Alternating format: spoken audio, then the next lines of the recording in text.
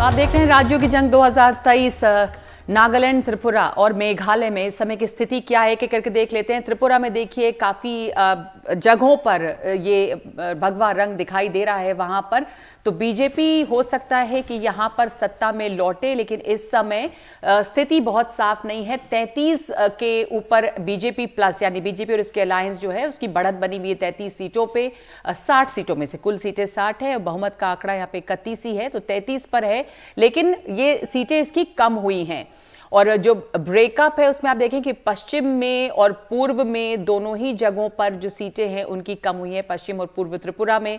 त्रिपुरा की बात की जाए तो बीजेपी प्लस 33 पर है, लेफ्ट 16 पर है, और जो टिपरा मोटा है जो एक अलग पार्टी बनी है प्रद्युत देव बर्मन की, जो वहां के पूर्व शाही परिवार से हैं, तो वो 10 पर इस समय दिख रही है और पूरी की पूरी उसको गेन है, यानी कि वो नई पार्टी है और इस दफा काफी अच्छा कर रही है। इसलिए ये बार बार बात उठ रही है कि वो एक किंग मेकर के रूप में नजर आएगी। इसमें एक एक्स फैक्टर वहां पे है। वोट बदलाव को देखिए तो बीजेपी को नुकसान हुआ है 10% का, कांग्रेस और लेफ्ट को भी नुकसान हुआ है, और सिर्फ टिपरा है जिसे 19% वोट शेयर उसका बड़ा है। वो पार्टी जो कहीं नहीं थी वो अचानक खड़ी हुई है एक ग्रेटर टिपरालैंड की मांग के साथ, और उसको इतना ज्यादा यहां पर वोट आया है। नागालैंड की स्थिति बिल्कुल, नागालैंड में आप देख सकते हैं बीजेपी एनडीपीपी को फायदा है 11% का, एनपीएफ को नुकसान है 32% का, और कांग्रेस को यहाँ पर फायदा होता हुआ दिख रहा है। वोट शेयर ये है, और ये आप देख सकते हैं सीटों को देखकर बीजेपी के साथ त्रिपुरा में किस तरह से यहाँ पर जो पार्टी है उसको वहां पर बीजेपी को नुकसान एक तरह से होता हुआ दिख रहा है। लेकिन अपनी वो जो बढ़त है बनाई हुई है, और जो पीला रंग आप देख रहे हैं वो टिपरा मोथा का है, तो वो भी काफी जगह पे दिख रहा है, और जो भगवा है वो बीजेपी का है। कांग्रेस लेफ्ट लाल रंग में इस नक्शे पर देखिए तो समझ में आएगा कि कहां पर हर जगह थोड़ी बहुत भूमिका है उसकी, वहां पर भूमिका है, लेकिन बीजेपी अभी भी यहाँ पर एक तरह से बनी हुई। नागालैंड में ये पूरी स्थिति यहाँ पे साफ है। 8 सीटों का फायदा नगमा 38 पर आगे, तो यहाँ पर तो बीजेपी है छाई हुई। कांग्रेस को भी 2 का फायदा। कांग्रेस बहुत छोटी सी ब्लू रंग में दिख रही है कांग्रेस मैप में, कहीं सिमटी हुई है कोने में। एनपीएफ को हम देख सकते हैं नुकसान है 24 का, जो ये स्थानीय सीटें कम हुई हैं, 24 सीटें बिल्कुल और नुकसान है यहाँ पर।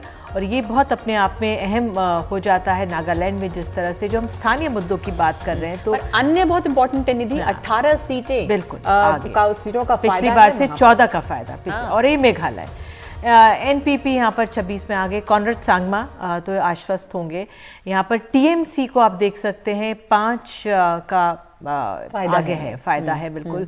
बीजेपी को भी यहाँ पर 5 का फायदा है। कांग्रेस को यहाँ पर मेघालय में नुकसान है, हालांकि राहुल गांधी ने एक यहाँ पर शिलोंग में जाकर अपनी एक अकेली रैली की थी। तो ये तमाम रुझान और ये तस्वीरें हम देख सकते हैं, लेकिन अभी भी हम देख सकते हैं 1 बजने वाला, 12:30 बज गए हैं और नगमा अब तक स्थिति साफ नहीं हो पाई है। राष्ट्रीय चुनावों में इस समय हो जाती है, लेकिन 3 छोटे राज्यों के, हमारे उत्तर पूर्व के जो राज्य है बहुत अहम है। नगमा, अगर आप इन पर थोड़ा सा और ये नजर एक बार ये देख लें कि बीजेपी प्लस जो त्रिपुरा में है 40% उसका जो वोट शेयर है वो 40% पे है, और पिछली बार से वैसे 10% जो है ये कम हुआ है।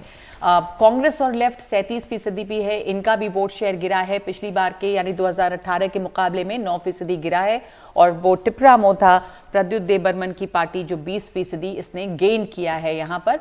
तो बीजेपी का वोट शेयर अभी भी यहाँ पर ज्यादा है, हालांकि कम जरूर हुआ है। त्रिपुरा में वो उनकी सरकार थी, तो ये भी बीजेपी इसमें बहुत खुश है कि वो सरकार थी, बावजूद इसके वो लौट रहे हैं, शायद लौट जाएंगे यहाँ पर, ऐसा लगता है।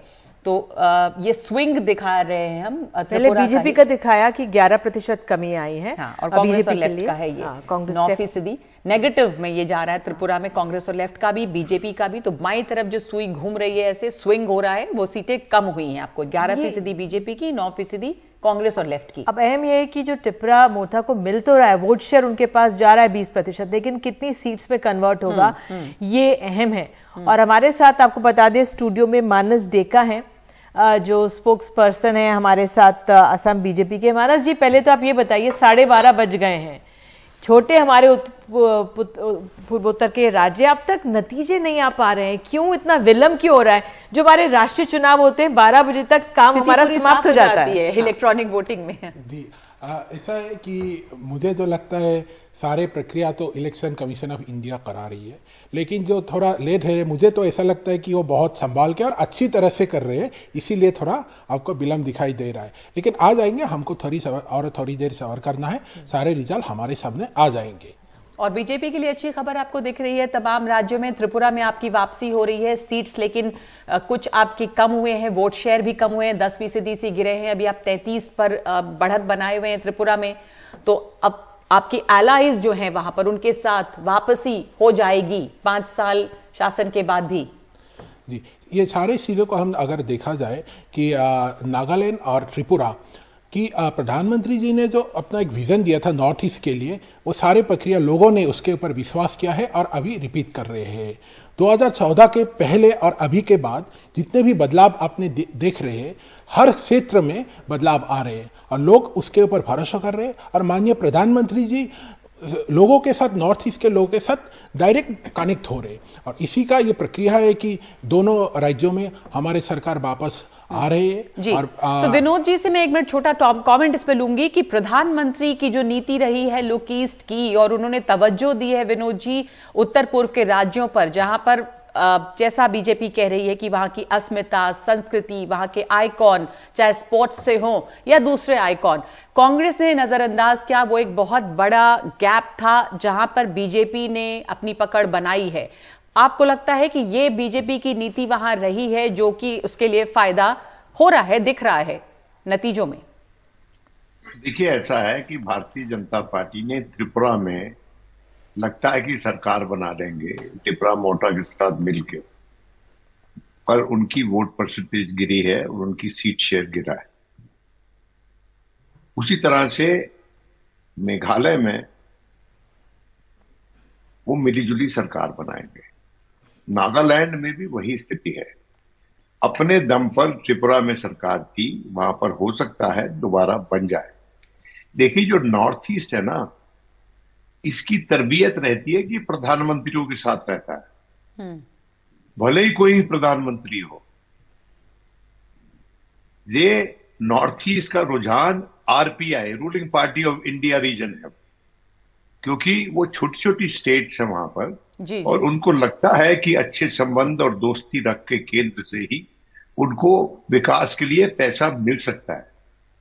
ये बात सच है कि कांग्रेस पार्टी वहां पर अपना टैलेंट सुरक्षित नहीं रख पाई और वहां से निकल के लोग दूसरी पार्टियों में चले गए।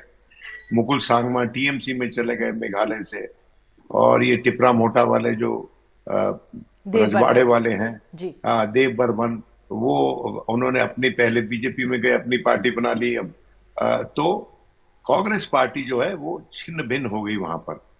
उसके साथ साथ इसके चलते बीजेपी को यह मौका मिला कि औरों को इकट्ठा करके अपना एक समूह बनाकर वहां पर वो, अब आज के दिन 8 नॉर्थ ईस्टर्न स्टेट्स हैं, उसमें त्रिपुरा और असम में अपने दम पे सरकार थी, सिर्फ यहां 2 जगह, बाकी वो कोलिशन में है। तो मैं समझता हूं कि ये सच्चाई है नॉर्थ ईस्ट की। वहां से 25 लोकसभा सीट आती है, नॉर्थ ईस्ट इंपॉर्टेंट है। लेकिन जब से 2015 से हेमंत बिस्वा शर्मा, जो कि बहुत बड़े राजनीतिक कारीगर हैं, जी उस्ताद हैं, और उन्होंने भारतीय जनता पार्टी की कैंपेन को काफी आगे ले गए, असम से बियॉन्ड ले गए। जी, अनिल यादव है हमारे। जी बिल्कुल विनोद जी, अनिल यादव में ज्वाइन किया था जी, 14 के बाद 15 में ज्वाइन किया था उन्होंने, और आज के दिन वो डिफैक्टो मैं समझता हूँ सुपर चीफ मिनिस्टर है नॉर्थ ईस्ट के।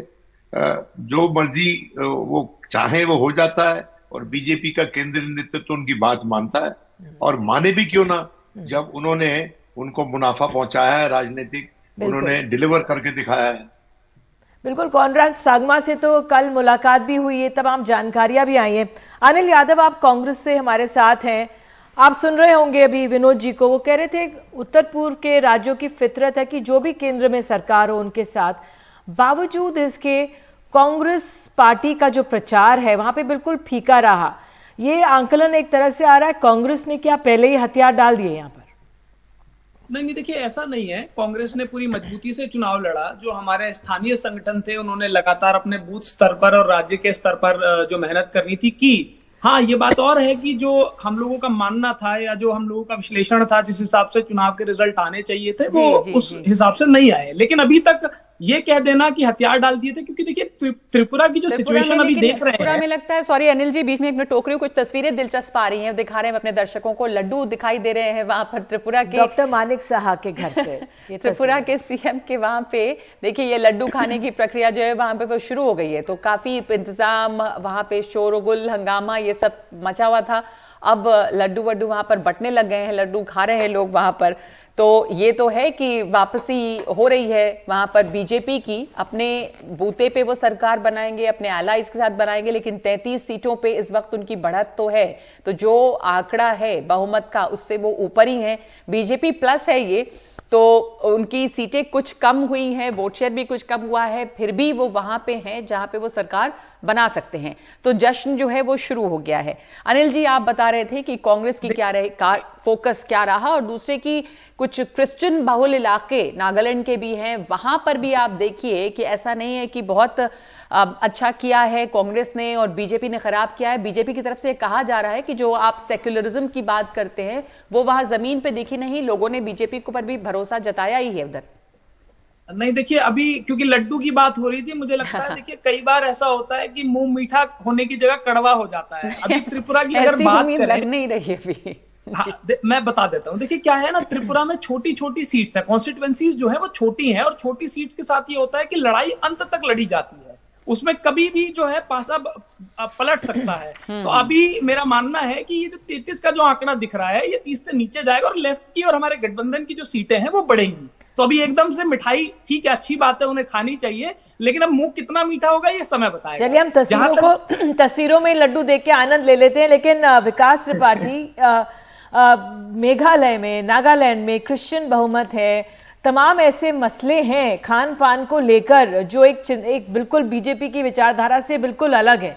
उसके बावजूद बीजेपी अगर यहाँ पे पैठ बना लेती है, ये उसकी दूरदर्शिता दिखाती है कि सरकार के लिए किस तरह से वो अपने क्षेत्रीय दलों के साथ समझौता करती है। अब क्या आंकलन है आपका?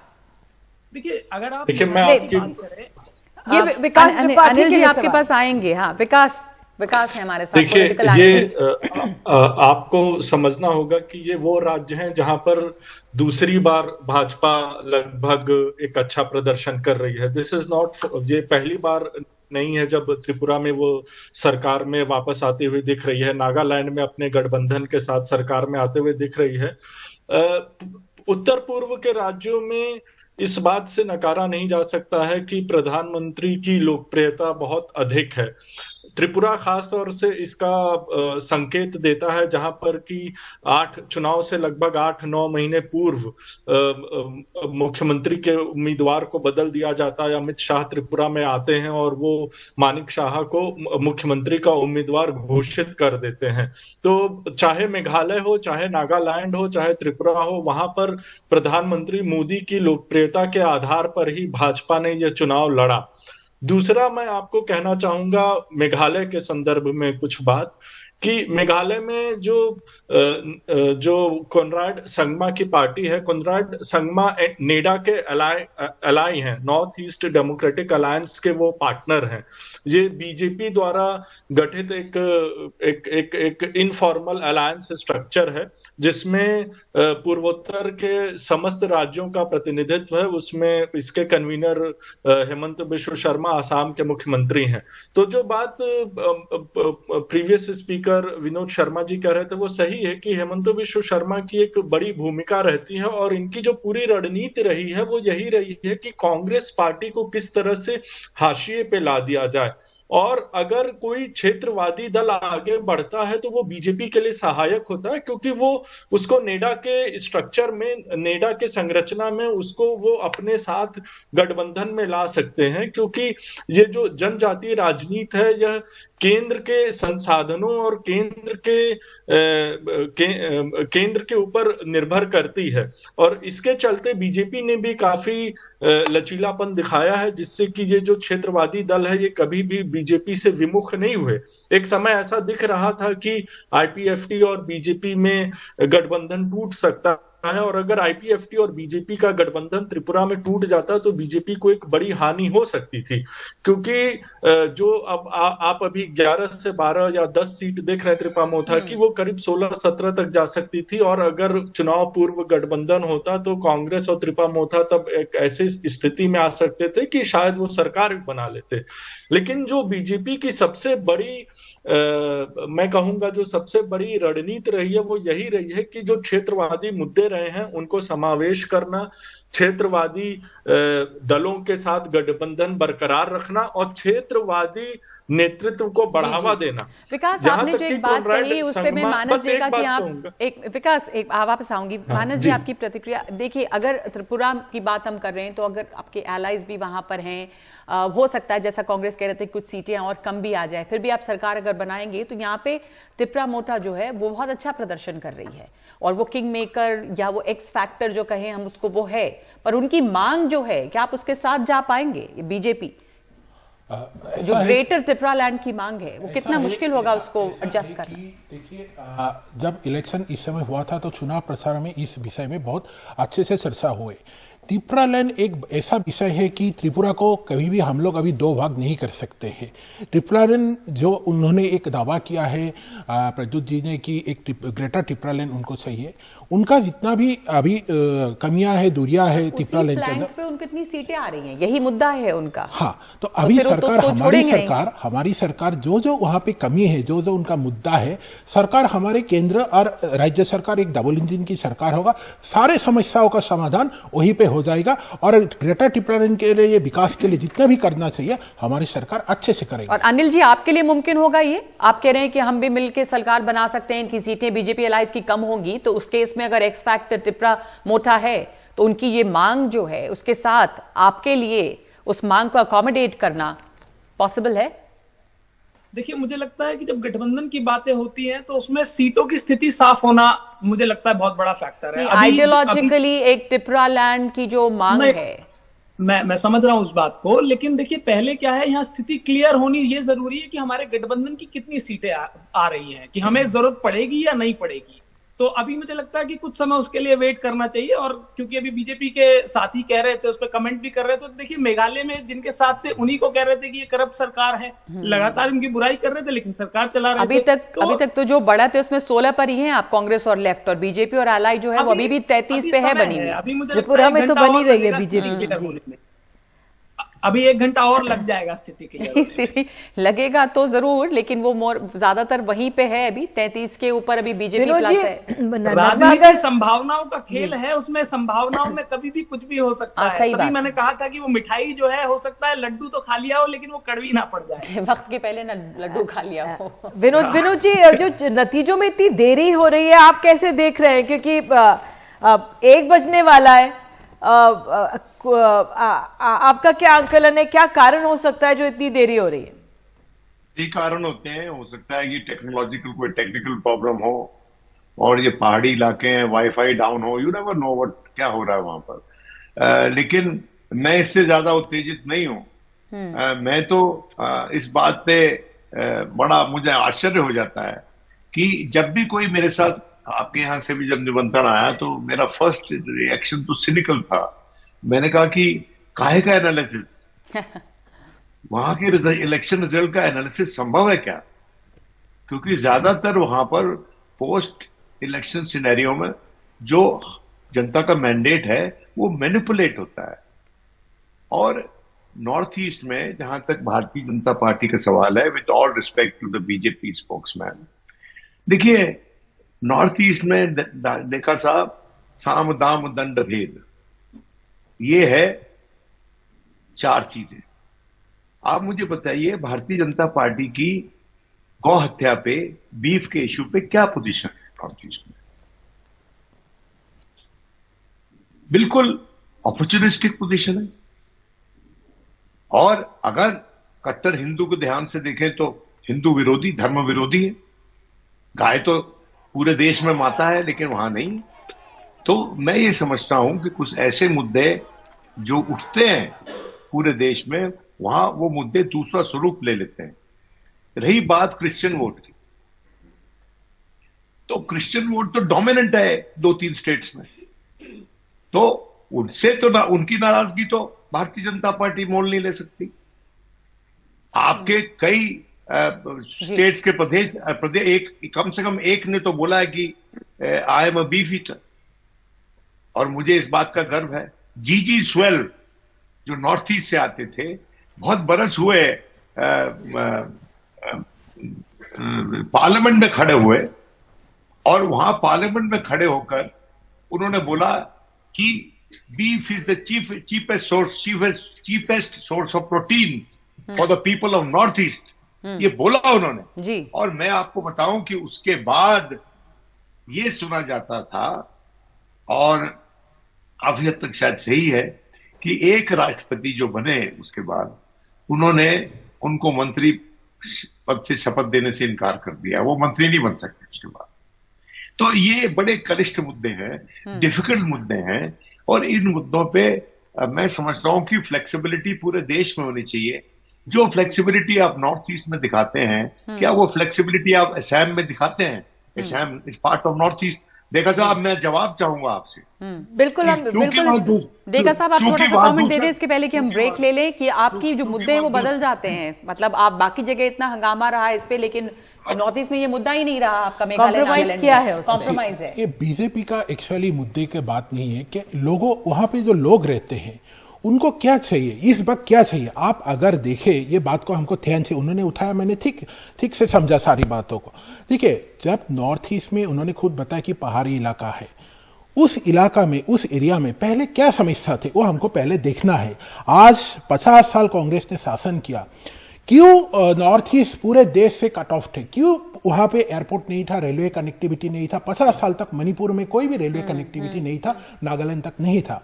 तो इतने सारे जितने भी विषय हमारे वहां पे नॉर्थ ईस्ट में थे, ये 9 साल में जो भाजपा एनडीए शासन आए, उन्होंने जैसे वहां पे विकास की धारा लाए, तो उससे क्या लोग क्या चाहते हैं? लोग वही चाहते हैं। एक ब्रेक लेने के लिए कहा जा रहा है, लेकिन जो आपने अहम बात की कि वहां के लोगों की बात सुनी, तो देश में भी जो तमाम लोग हैं वो भी वहां के लोगों की भी बात सुननी होगी।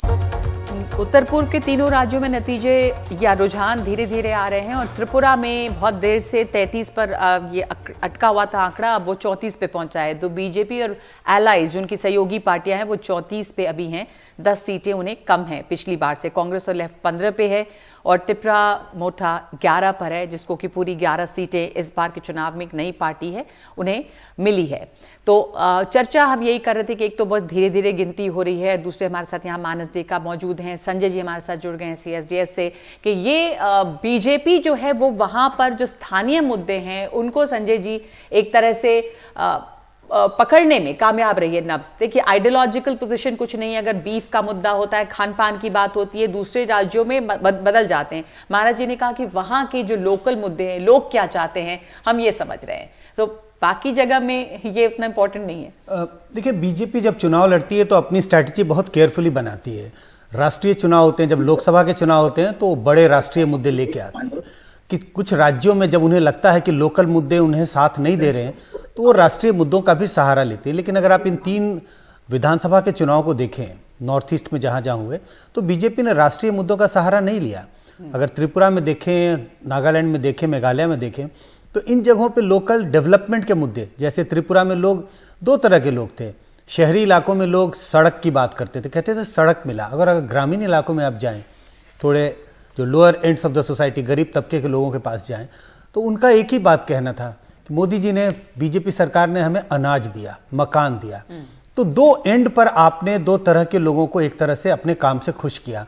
अर्बन इलाके, जो मिडिल क्लास है बड़ी संख्या में, उनको लगता है कि आमतौर पे जो गवर्नेंस है वो पहले से बेहतर है, सड़कें बन गई हैं, हमारा काम हो जाता है। और गरीबों को लगता है कि हमें अनाज, घर, बिजली, ये सारी चीजें, सुविधाएं मिली हैं।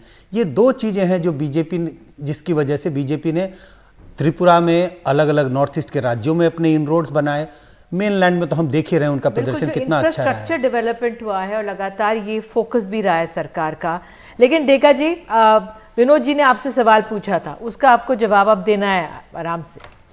जी, हम बता रहे थे कि मुद्दा ये है कि नॉर्थ ईस्ट के सारे 8 स्टेट्स में मेन मुद्दा क्या है, उसको हमको पहले समझना चाहिए। सबसे पहला समस्या था, बार बार मैं उसी बात को लेके आ रहा हूं कि सबसे पहला वहां पे समस्या था इंफ्रास्ट्रक्चर, और एक समस्या था कनेक्टिविटी। वहां पे सारे बॉर्डर, चाइना, म्यांमार, भूटान, सारे अलग अलग विदेशी राज्यों, वो बहुत जरूरी है, बहुत अहम है डेका जी। लेकिन जी। हम देखते हैं देश में जब राजनीति होती है तो जी। लिंचिंग हो जाती है खाने को लेकर, खान पान को लेकर, जी। लेकिन वहां पर इससे कॉम्प्रोमाइज किया जाता है। आपने कहा कि भाई लोगों की सुनी, बहुत महत्वपूर्ण है, बहुत जरूरी है, इसके लिए धन्यवाद कि लोगों के खान पान पर आप हस्तक्षेप ना करें और आप जीते, ठीक है, लेकिन फिर जो मेन लैंड आती है वहां पर इस तरह की हत्याएं हो जाती हैं, लोगों को जला दिया जाता है, वो एक परेशानी का सबब है। तो वहां पर इस तरह की राजनीति, ये सारा स्पष्टीकरण दीजिए कि आप वहां पे तो उसको मान रहे हैं, कॉम्प्रोमाइज कर रहे हैं, ठीक है, लोगों की बात, उनके खान पान पर हस्तक्षेप नहीं है, लेकिन फिर यहां पर क्यों? बीजेपी, देखिए एक बात है, बीजेपी किसी के खान पान, किसी के साथ हस्तक्षेप नहीं करती, ये गलत मैसेज जा रहा है। जब चुनाव हुआ था एक ही बात सारे नॉर्थ ईस्ट में जा रहा था कि बीजेपी एंटी क्रिश्चियन है, ये एक मैसेज जा रहा था। ये अपोजिशन का मुद्दा एक है कि बीजेपी को उस चीज से खीरा लेके जाए सारे चीज को। हाँ, तो हमको मुद्दे पे आना है, किस विषय पे लोगों की भलाई हो, वहां के लोगों का भलाई हो, वहां के सारे राज्यों का भलाई हो, मुद्दा उस पे आना चाहिए। मुद्दा वहां हम अगर लेके जाएंगे तो उससे क्या है, समाज में अशिष्टि होगा, समाज में एक अलग स्थिति होगा, वो हमको नहीं चाहिए और कोई भी नहीं चाहता है। हमको चाहिए कि देश कैसे विकास की तरह आगे बढ़े। विनोद जी, आप मुस्कुरा रहे थे, देखिए ना, अब क्रिश्चियन बहुमत राज्यों में भी विश्वास जीतने में बीजेपी कोशिश हो रही है।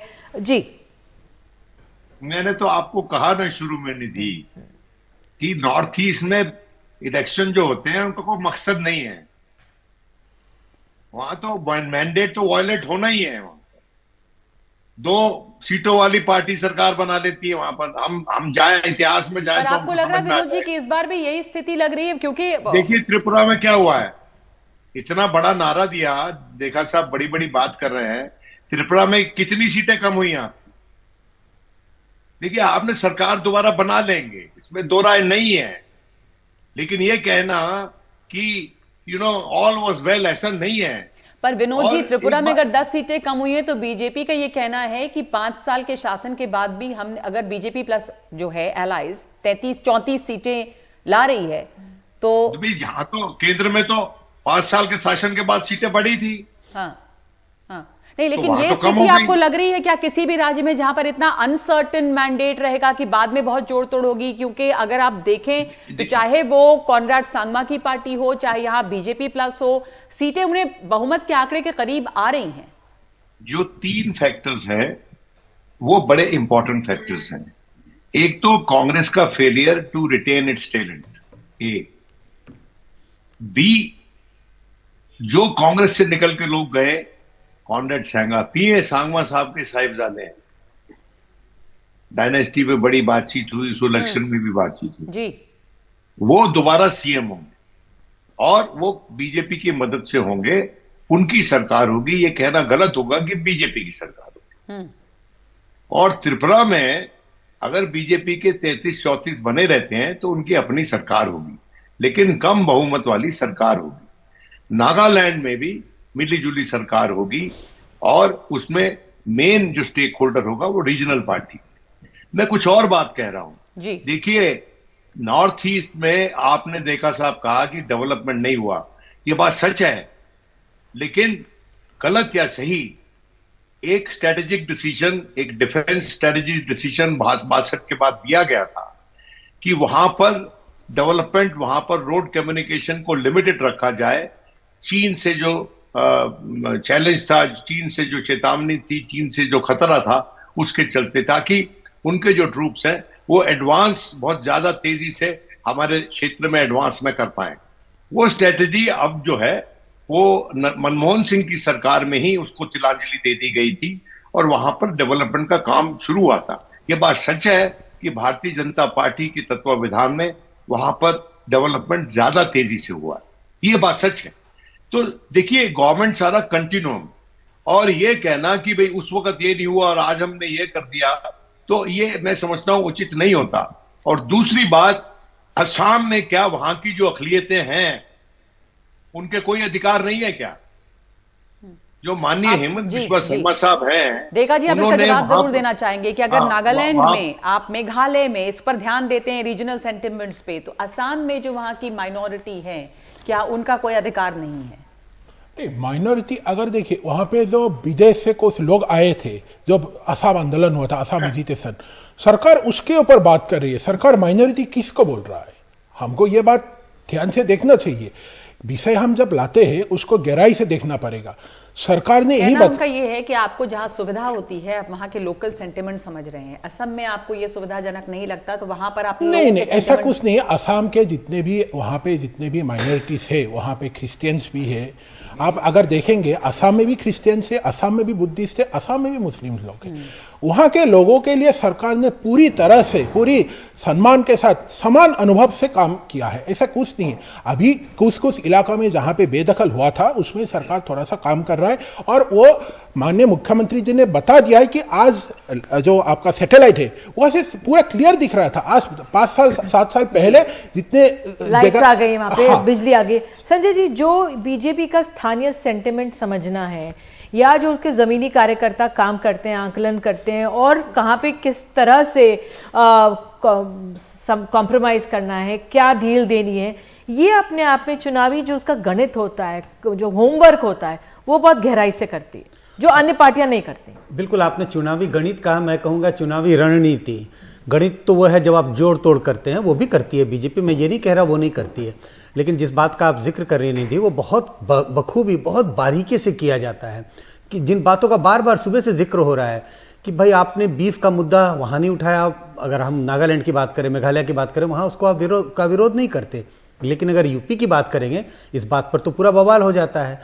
तो बीजेपी जानती है कि अगर हमें नागालैंड और मेघालय में अपने पांव पसारने हैं, अपनी पकड़ बनानी है, इस मुद्दे पर बहस ही ना हो, बात ना हो, उसको किनारे कर दिया जाए। मुद्दे किस बात की हो? तो जो बेसिक नेसेसिटीज की बात होती है, सड़क एक बहुत इंपॉर्टेंट है, कनेक्टिविटी एक बहुत इंपॉर्टेंट चीज है, जिसका किसी भी धर्म, समुदाय या एज ग्रुप से कोई नाता नहीं है। तो कनेक्टिविटी का मैंने देखा कि इन राज्यों में काफी एक अहम भूमिका है। लोग सड़कों का जिक्र बहुत करते हैं, बार बार सड़कें बन गई जहां जाने में पहले हमें काफी समय लगता था। और आपने देखा होगा कई बार प्रधानमंत्री मोदी ने भी पिछले 3-4 साल में कई बार इसका जिक्र किया, ये पुल बन गए, अब आपको इस जगह से दूसरी जगह जाने में जो पहले 8 घंटे का समय लगता था, अब आप 2 घंटे में सफर कर सकते हैं। आम जीवन में, लोगों के आम जीवन में मुझे लगता है इसका बहुत महत्व है, चाहे ये बिहार की बात करें या नॉर्थ ईस्ट के राज्यों की बात करें। और ये एक सक्सेसफुल मॉडल बीजेपी के लिए दिखाई पड़ता है। इंफ्रास्ट्रक्चर को कैसे आप बिल्ड करें जो लोगों को एक दूसरे जगह से दूसरी जगह जाने में आपको लग रहा सुविधा है कि प्रदान विकास और इंफ्रास्ट्रक्चर डेवलपमेंट यही काम किया है वहां पर, यही मुद्दे रहे हैं हावी? मैं ये नहीं कह रहा कि सिर्फ यही किया, लेकिन मुझे लगा ये एक बहुत अहम मुद्दा रहा। ये बहुत एक बड़ा अहम मुद्दा रहा। बदलाव। अक्सर लोग इस बात का जिक्र करते हैं कि सड़कें बन गई, पहले सड़कें नहीं थी, अब हमें एक जगह से दूसरी जगह जाने में सुविधा होती है। बिल्कुल, ये एक बहुत बड़ी चुनौती विपक्ष के लिए, जो स्थानीय मुद्दे हैं। अब देखिए 3 राज्यों के नतीजे तो आज आ जाएंगे, एक संकेत तो मिल ही जाएगा, लेकिन जो 6 बड़े राज्य हैं वहां पर विपक्ष किस तरह से मेहनत करता है, जमीनी मुद्दों को समझता है, या आपसी गठजोड़ हो भी पाता है कि नहीं, बहुत अहम रहेगा। बहरहाल फिलहाल इंतजार तो इन 3 राज्यों के और नतीजों बहुत का धीरे धीरे रहेगा। जो लीड्स हैं वो भी जो बढ़त दिखा रहे हैं वो भी बहुत धीरे धीरे आ रही है। और अभी भी बीजेपी प्लस जो है वो वापस त्रिपुरा पे 33 पर ही है, 11 सीटों का नुकसान उन्हें हुआ है। लेफ्ट प्लस, लेफ्ट और अलायंस जो है वो 15 पर है त्रिपुरा की बात की जाए तो।